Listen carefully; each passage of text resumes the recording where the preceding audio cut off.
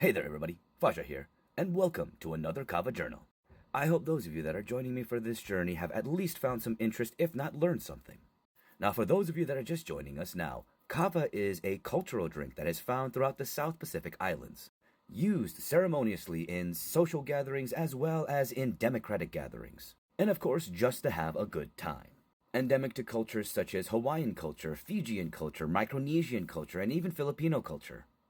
The importance of kava culturally cannot be understated for the South Pacific Islands. For even in the modern day, kava is used as a way for the people to connect with their traditions, with their past, with their mythology, with the entirety of their culture and those that have come before. So I do humbly request those of you that do choose to imbibe in kava to do your research, to learn of its importance, and give it the reverence that it deserves. For even though kava is meant for ceremony and celebration, it is in the understanding of the importance and the respect of its culture that we can continue to celebrate. Now, in previous videos, I have spoken of the mythology of kava, and I wish to continue to do so in this journal entry. And today I will share with you the story of kava from Vanuatu. Vanuatu is an island country that is part of Oceania, with its primary population being Melanesian. Now, the legend of kava within the Vanuatu Islands begins with two orphans, siblings that had lost their parents upon the northern island to a great storm. But before their parents' passing, they had taught them many things, how to survive on the island even on their own. And thus the two orphan siblings were able to create a happy life together. One day, this peaceful life was disrupted by a traveler that emerged from the forest. This traveler was dehydrated, starving, and lost, and in their kindness, the siblings would take the man in. They would feed and water him and take care of his wounds. And as the traveler became well, he became enamored with the sister of the two siblings. Over time, his infatuation grew into a lustful hunger. And once the traveler was at full strength, he would ask for the sister's hand in marriage, saying that he could take her away to a great land where they would never want for anything. She would refuse and spurn his advances, and this would anger the traveler. The traveler threatened to take her by force, causing her to scream, and her brother would jump forth and attack. In the struggle and the fighting, there would be an arrow that would be notched and launched, and sadly it would not hit its intended target, but instead it would hit the sister, ending her life. The traveler would run, coward as he was, and the brother would be left to mourn his lost sister and his destroyed home. The brother would bury his sister in a nearby clearing where nothing grew, and here he would grieve every day at the loss of his sister. Over time in this clearing, where nothing once grew, sprouts would appear from the grave of his sister. The young man would continue to grieve his sister as this plant grew in the gravesite. Every day the brother would come and weep over the grave. But one day, he would notice a field mouse emerging from the jungle. This field mouse would begin to gnaw upon the stalk of a sprout that grew upon his sister's grave. Watching intently, he would watch as the mouse gnawed and then died.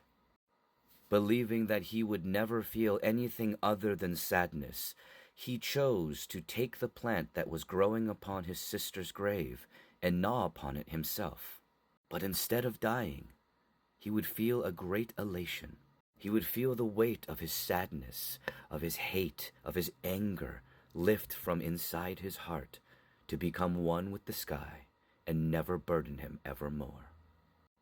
And though he did miss his sister, he would be able to celebrate her life rather than simply live in mourning of her death. And it was this plant that would give the people relief. Named after his sister, it would be known as kava. And this is the story of kava, of the Vanuatu people. Now, I, of course, am making my kava. We have our four tablespoons of kava within 75 micron nut bags. We're going to do our regular process of 10 minutes of massaging and steeping, and then we are going to drink our batches. But we are going to do something different comparative to last time's longevity experiment. What we will do now is we will drink our kava, do a 15-minute check-in, and then do a 45-minute check-in. And after the 45-minute check-in, we will drink our second batch. And from there, we will check in at an hour and a half to see if the effects have continued at their climax or if they've begun to taper off at the same time as last time.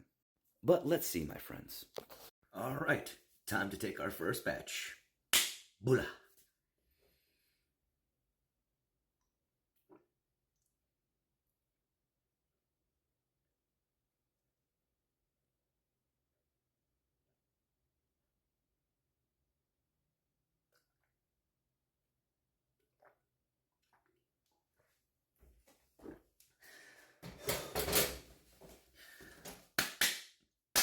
Maka. Alrighty then, so we're gonna do our normal 15-minute check-in and then our 45-minute check-in. Only at the 45-minute check-in, we're going to drink the second batch.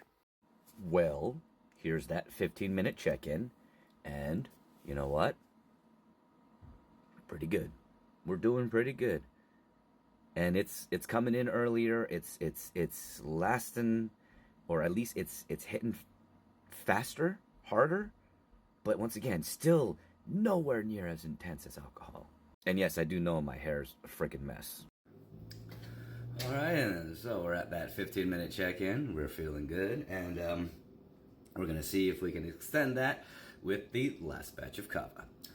All right, my friends. Bula.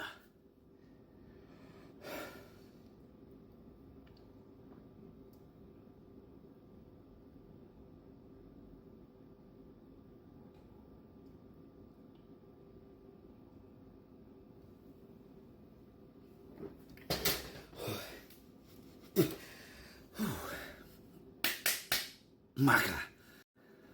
And the only reason why I reacted so dramatically was because I held my breath for way too long. But we'll check in an hour and a half to see whether or not this good feeling just continues on after that second batch. Alrighty then, so hour and a half check-in. Yeah, taking it at the 45-minute mark has definitely had an impact on the longevity. I'm still at the, what I would call the climax of the euphoria that comes with drinking kava at a responsible rate. And yeah, I am pleasantly surprised and enjoying this experience. Now, the next step is going to be to start to taper down. And instead of doing 3 batches, we're going to do 2 batches and see how just doing 2 batches will do. And if that reverse tolerance comes into play anymore, or if there is essentially a cap to that. But thank you for those of you for joining me for this Kava Journal. I hope that you have found interest and learned something. And I'll see you next time, my friends.